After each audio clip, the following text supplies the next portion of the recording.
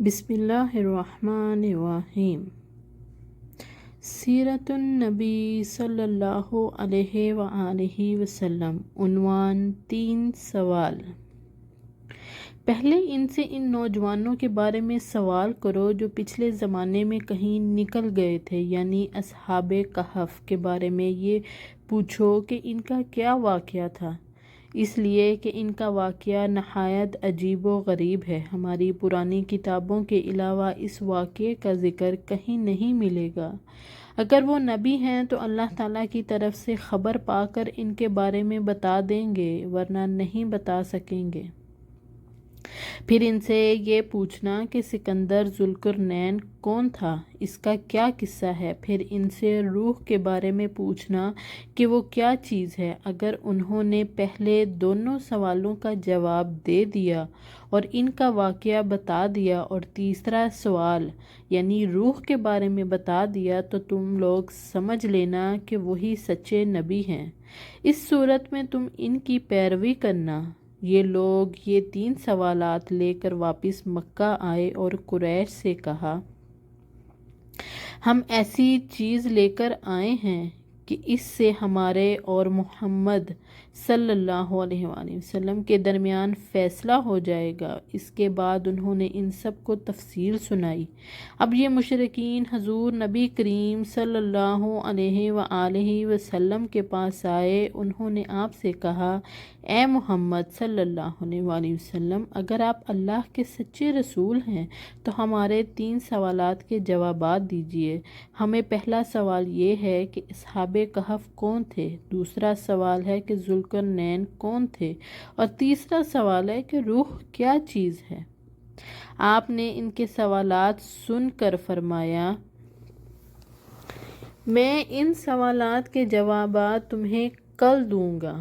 نبی اکرم صلی اللہ علیہ وآلہ وسلم نے اس جملے میں انشاءاللہ نہ فرمایا، یہ نہ فرمایا انشاءاللہ میں تمہیں کل جواب دوں گا۔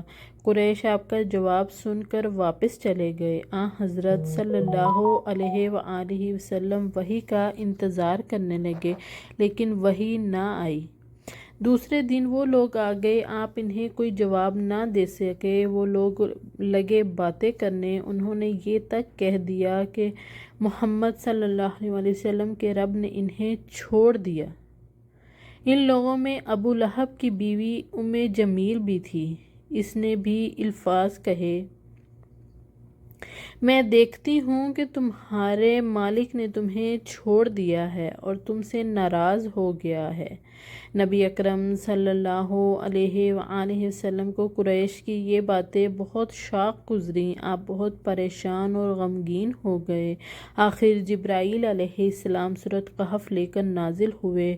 اللہ تعالیٰ کی طرف سے آپ کو ہدایت کی گئی اور آپ کسی کام کی نسبت یوں نہ کہا کیجیے کہ اس کو کل کر دوں گا، مگر اللہ کے چاہنے کو ملا لیا کیجیے، یعنی انشاءاللہ کہا کیجیے۔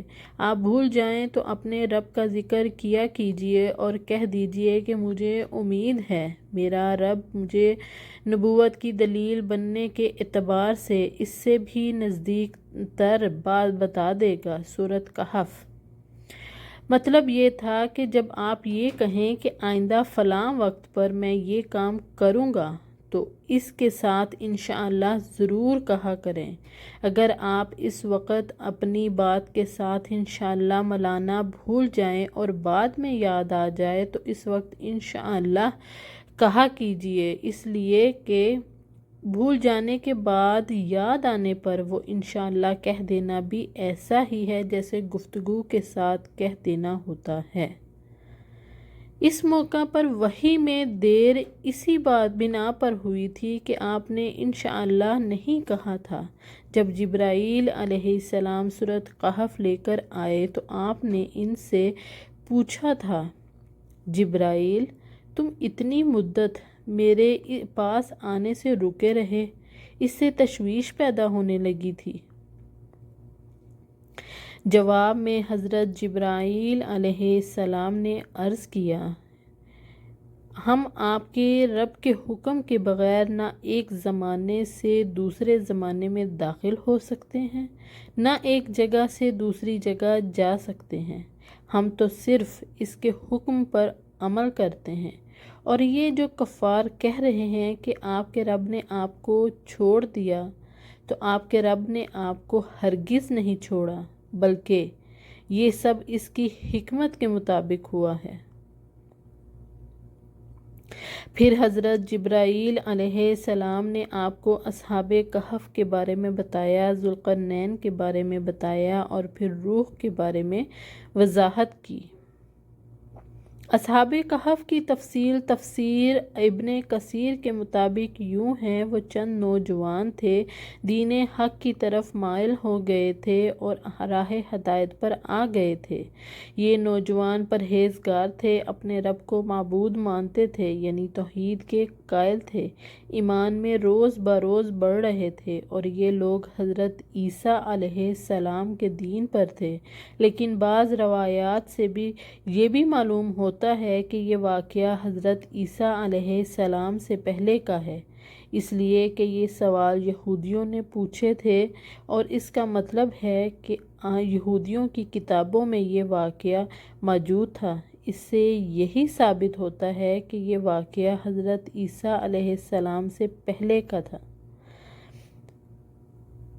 قوم نے ان کی مخالفت کی، ان لوگوں نے صبر کیا۔ اس زمانے کے بادشاہ کا نام دقیانوس تھا، وہ مشرک تھا، اس نے سب کو شرک پر لگا رکھا تھا بھی بہت ظالم، بت پرستی کراتا تھا، وہاں سالانہ میلہ لگتا تھا۔ یہ نوجوان اپنے ماں باپ کے ساتھ اس میلے میں گئے، وہاں انہوں نے بت پرستی ہوتے دیکھی۔ یہ وہاں سے بیزار ہو کر نکل آئے اور سب ایک درخت کے نیچے جمع ہو گئے۔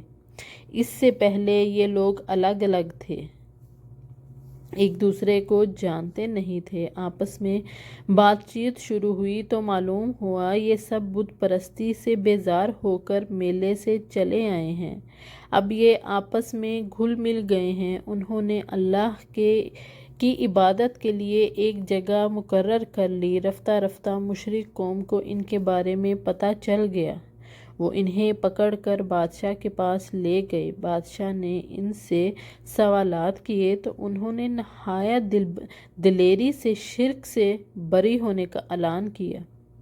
بادشاہ اور درباریوں کو بھی توحید کی دعوت دی۔ انہوں نے صاف کہہ دیا، ہمارا رب وہی ہے جو آسمان اور زمین کا مالک ہے، اور یہ ناممکن ہے کہ ہم اس کے سوا کسی اور کی عبادت کریں۔ ان کی اس صاف گوئی پر بادشاہ بگڑا، اس نے انہیں ڈرایا، دھمکایا اور کہا اگر یہ باز نہ آئے تو میں انہیں سخت سزا دوں گا۔ بادشاہ کا حکم سن کر ان میں کوئی کمزوری پیدا نہ ہوئی، ان کے دل اور مضبوط ہو گئے، لیکن ساتھ ہی انہوں نے محسوس کر لیا کہ یہاں رہ کر وہ اپنی دینداری پر قائم نہیں رہ سکیں گے، اس لیے انہوں نے سب کو چھوڑ کر وہاں سے نکلنے کا ارادہ کر لیا۔ جب یہ لوگ اپنے دین کو بچانے کے لیے قربانی دینے پر تیار ہو گئے تو ان پر اللہ تعالیٰ کی رحمت نازل ہوئی۔ ان سے فرما دیا گیا، جاؤ تم کسی غار میں پناہ حاصل کرو، تم پر تمہارے رب کی رحمت ہوگی اور وہ تمہارے کام میں آسانی اور راحت مہیا فرما دے گا۔ بس یہ لوگ موقع پا کر وہاں سے باہر بھاگ نکلے اور ایک پہاڑ کے غار میں چھپ گئے۔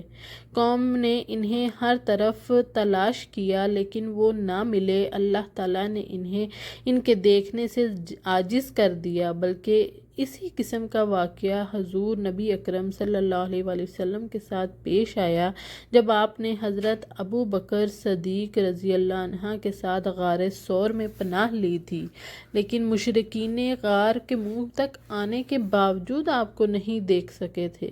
اس واقعے میں بھی چند روایات میں تفصیل اس طرح ہے کہ بادشاہ کے آدمیوں نے ان کا تعاقب کیا اور غار تک پہنچ گئے تھے، لیکن غار میں وہ ان لوگوں کو نظر نہیں آئے تھے۔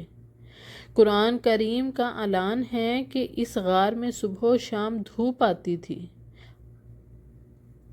غار کس شہر کے کس پہاڑ میں ہے یہ یقینی طور پر کسی کو معلوم نہیں۔ پھر اللہ تعالیٰ نے ان پر نیند طاری کر دی۔ اللہ تعالیٰ انہیں کروٹیں بدلواتے، ان کا کتا بھی غار میں ان کے ساتھ تھا۔ اللہ تعالیٰ نے جس طرح اپنی قدرت کاملہ سے انہیں سلا دیا، اسی طرح انہیں جگا بھی دیا تھا۔ وہ 309 سال تک سوتے رہے تھے۔ اب 309 سال بعد جاگے تو بالکل ایسے تھے جیسے ابھی کل ہی سوئے تھے۔ جزاک اللہ خیر۔